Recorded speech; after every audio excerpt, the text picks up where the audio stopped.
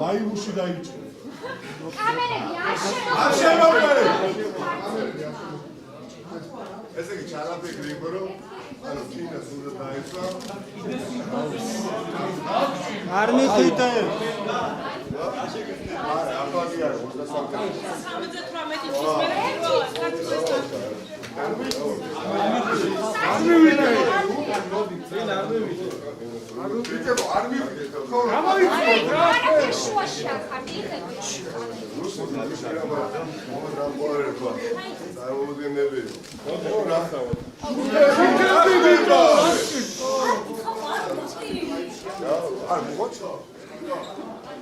შეცვლილი და ხდა თაკაურობა ბოლოს როგორიც გახსოვთ 77 დღის მერე.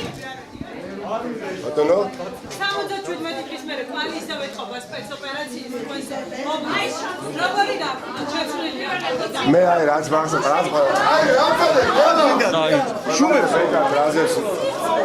ყველაზე მეტად რაზეც დაარდობდი და გამიცდიდი. ანუ ბოლო დღეებში უმძიმესი დღეები იყო ეს. ახლობით 9 დღე ვიყავი, ხო? 17-ში, 16-ში ვფიქრობ გამოვიტანეს გადაწყვეტილება ქართულ ოცნებაში. 17-ში, 17-მდე უკვე მე ამდენიმე დღე აქ დავრჩი, მქონდა ინფორმაცია, რომ ისინი ხელისუფლება აპირებდა გადაწყვეტილების გარეშე ჩემს დაკავებას და მოიშველებდნენ რაღაცა ინტერპრეტაციით რაღაცა მუხს სისხლისმღერლის საპროცესო კოდექსში. თვითონ მათ ჰქონდათ ამის უფლება. შესაბამისად არ მივეცი ამის შესაძლებლობა, მაგრამ რა მოლოდინი მქონდა და ვფიქრობ, რომ ამის განვითარება ჩვენ მოვახერხეთ. ისინი ცდილობდნენ, რომ შიგნით ოფისში შემოეგზავნათ პროვოკატორი შემოეგზავნათ, რომელიც ანუ შტურმის დროს გაუწევდა შეიარაღებულ დაპირისპირებას სპეცნაზს.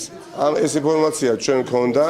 ნებისმიერი პროვოკატორი, რომელიღაცა ფანჯრიდან განახორციელებდა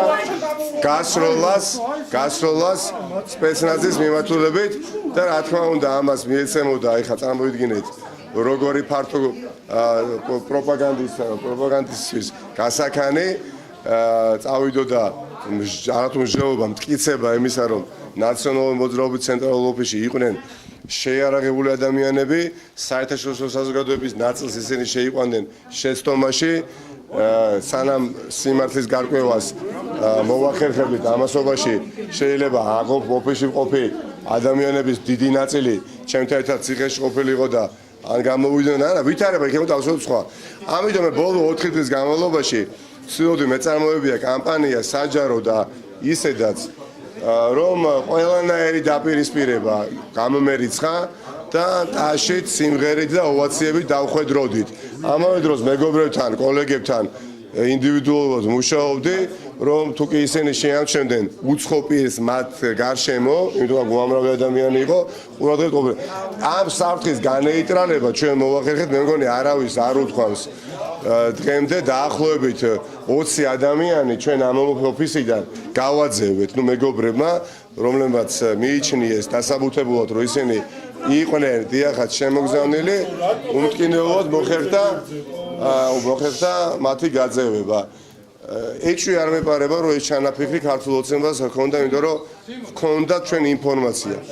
ყველაფერი ჟონავდა ქართული ოცნებიდან ძირითადად რაც უკავშირდებოდა ოპერაციას და ეს ინფორმაციას მე მიღებული მქონდა მეგობრთა ნაწილს მცირე ჯგუფმა ეს ვიცოდით. ამიტომ სადაც თქვენი კამერა არ მუშაობდა, ჩვენ მუშაობდით ოთახებში გვიან ღამემდე და პრაქტიკულად ინდივიდუალურად გავდიოდით ადამიანებს. სიის ამოკითხვა იყო პრაქტიკულად დიახაც შემოღებული ძალაში ვინ შემოდიოდა და ვინ გადიოდა. ეს საფრთხე ავიცეთ და ამით ვიყავი ბედნიერი. ხო, საწაო, მე ხახია თუ ისევ არ გამიყავი ძალით. მე არ გავალ, ამიტომ თქვენ კითხვებზე პასუხს გავცეთ. დიახ,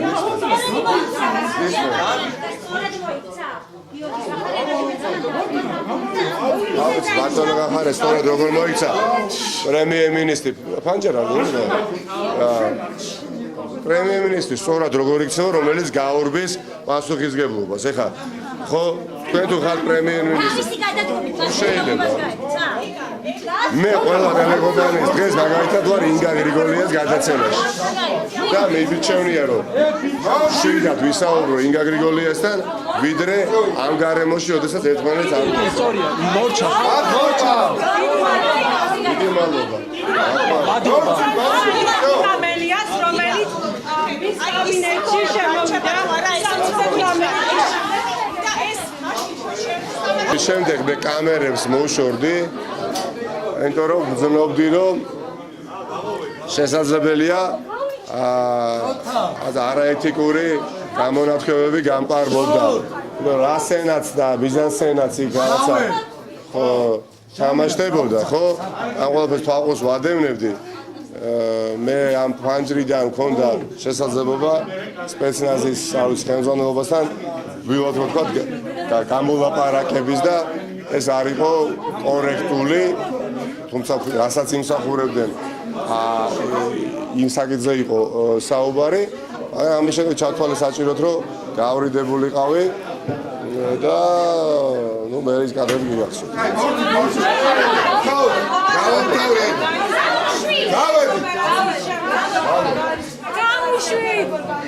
გავედით